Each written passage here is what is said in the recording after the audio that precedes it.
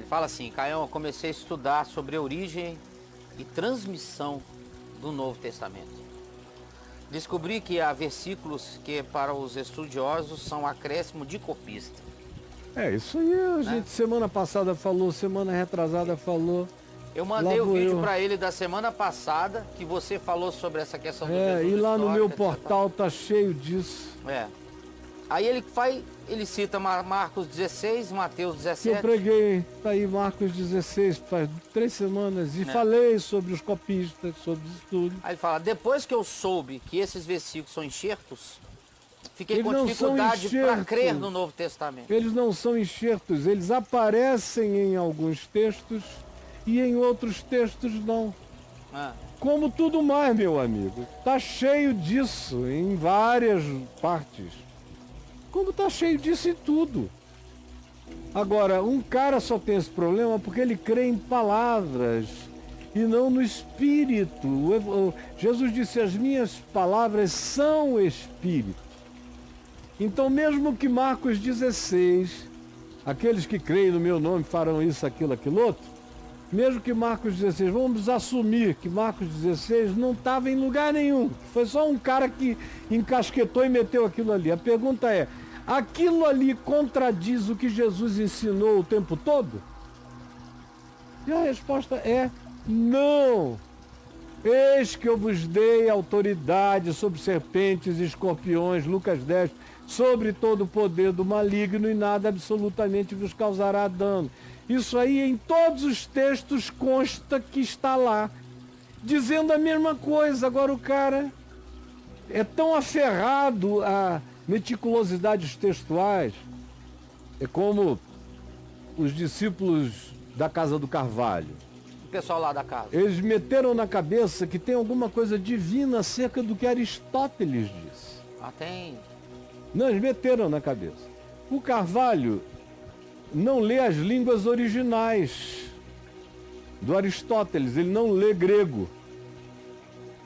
Então, se é para levar um documento a sério, como se ele tivesse o poder de E igual a MC ao quadrado, que não tem, não é uma fórmula que muda o mundo, tem nada, é só um pensamento de um pensador que foi eleito para ser a pedra de esquina da Casa do Carvalho. Aí o pessoal fica julgando tudo a partir de documentos. Não, isso aqui é verdade porque tem esse documento, isso aqui não é verdade porque não tem esse documento. Aí a vida inteira é reduzida a documentações, a cartórios de documentos antigos.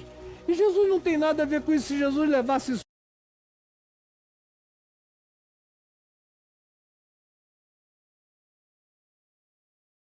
aí da religião, que adora texto, que baba texto, que lambe texto, que crê que texto é que é a palavra divina, porque eu não creio. Aí você vem com um cara que não crê em texto, crê em palavra e vida, em verdade, crê naquilo que, em sendo verdade e sendo praticado, dá o fruto da sua realidade. E especialmente no Novo Testamento, onde Marcos 16, se você tirasse aquele parêntese, não fazia falta em nada em relação à assertividade de Jesus, que se repete quanto a mesma coisa diversas outras vezes. E a assertividade dos apóstolos, que repetem e praticam a mesma coisa outras vezes.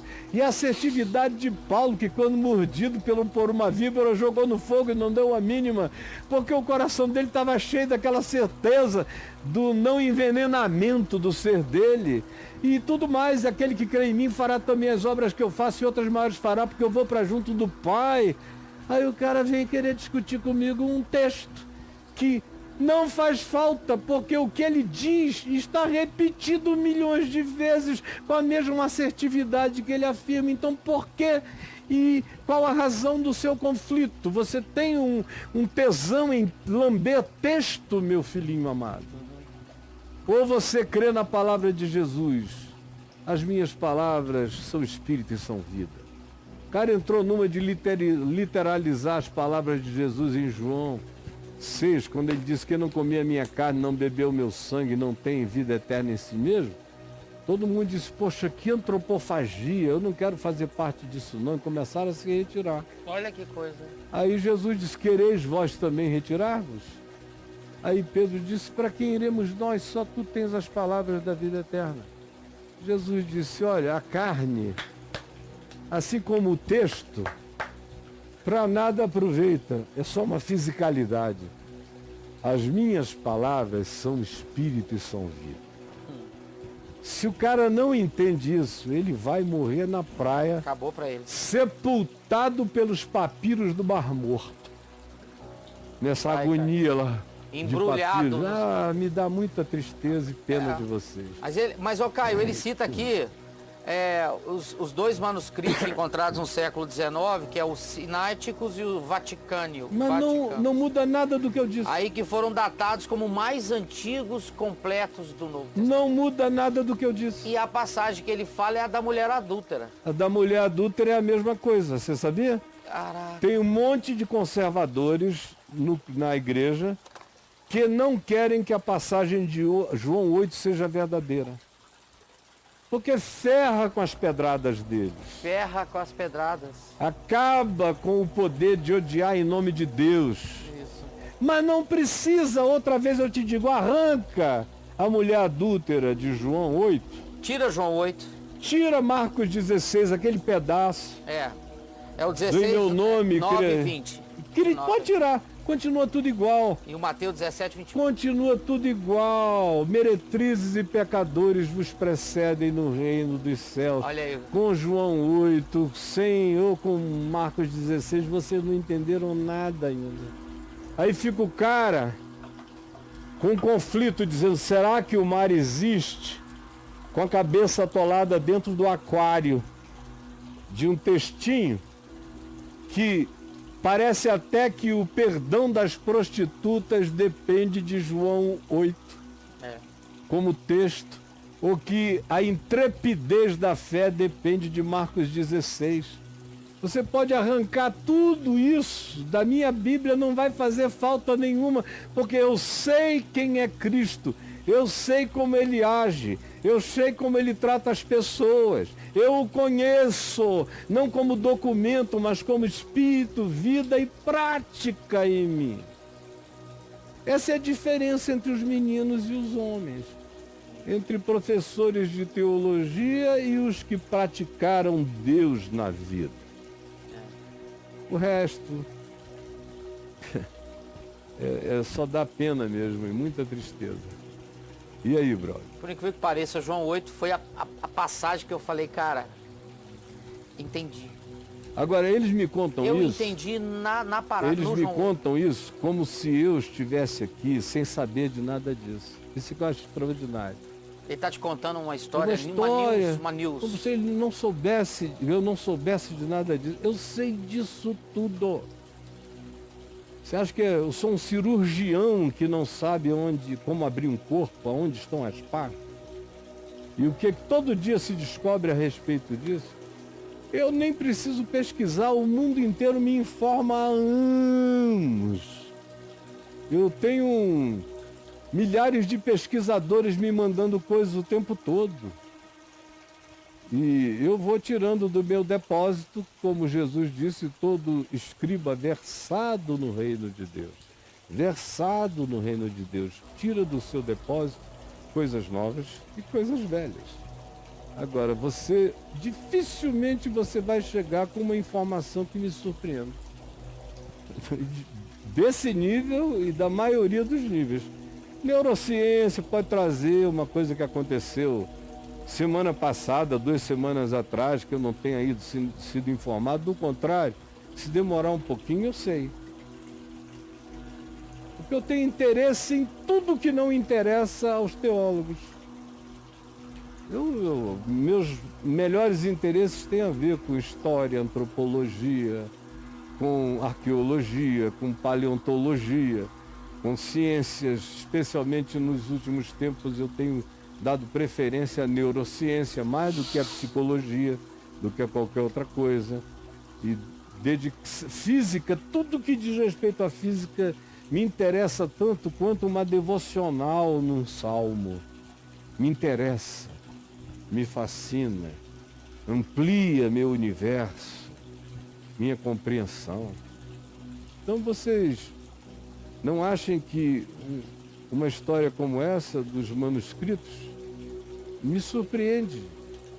Eu recebo informes disso o tempo todo, há muitos anos, e não é novo. Quando diz há pouco tempo, tem algumas décadas. Não é tão novo assim. E a minha tristeza é que vocês fiquem presos a documentos. O cara, para confiar em alguma coisa, ele precisa confiar na prova textual e crítica do documento. Aí ele nunca vai crer em Deus. Sim. Ele nunca vai crer em Jesus. Ele sempre vai ser um crente de documentos. E ninguém conheceu mais documentos bíblicos do que os fariseus dos dias de Jesus. Sim. Os saduceus a quem Jesus pergunta, nunca leste? E eles estavam muito bem documentados. Mas muito, eles eram os que guardavam, os guardiões dos documentos sagrados no templo. Eu nunca lestes. E o Jesus disse, vocês nunca leram. Nunca lestes, caramba. É, porque não leem com os olhos espirituais, só leem o documento. Aí vão ficando cegos pela letra, pelo documento. Aí diz, eu tenho dificuldade de crer no Novo Testamento desde então. Cara, é porque você nunca encontrou Jesus. Eu nunca precisei do Novo Testamento para crer em Jesus, porque primeiro eu encontrei Jesus, depois é que eu fui ler o Novo Testamento. Imagina Paulo. Se Paulo precisasse de algum documento, não tinha nenhum documento. Ele não leu o Novo Testamento. Não tinha nenhum documento. Ele encontrou Cristo. Sim. E o primeiro documento cristão do Novo Testamento produzido foi ele, Paulo, anos depois, escrevendo aos Tessalonicenses, fez o primeiro documento. Ele não leu, né? E passou o resto da vida sem quase ler nenhum documento, mas conhecia Cristo. Você está atrás de corroborações sobre Cristo no documento e não conhece Cristo. Enquanto você, pela fé, não se entregar a Cristo, nenhum documento será suficiente para trazer paz na sua alma. Quando sua mãe morrer, seu pai morrer, quando disserem que você está com uma pinta estranha de um câncer a ser removido, quando a miséria alcançar você, Eita. quando os melhores amigos te traírem, você vai o quê? Lamber um documento e dizer, documento, me ajuda? Isso. Ou você conhece Jesus, ou você morre nu no Pantanal dos documentos sem chão, sem fundo, sem rocha de amparo. Pobre vocês, pobre dos senhores, meus queridos amigos, que para quem o Evangelho é documento. Eu te documento o Evangelho pela minha experiência com Deus. E eu não preciso de nem mais de uma Bíblia. O resto da minha vida, ela está toda escrita em mim. E o documento é provado todo dia pela minha prática em fé, que dá o fruto que o documento promete como palavra de vida e não como letra morta. Parece que é difícil vocês compreenderem isso.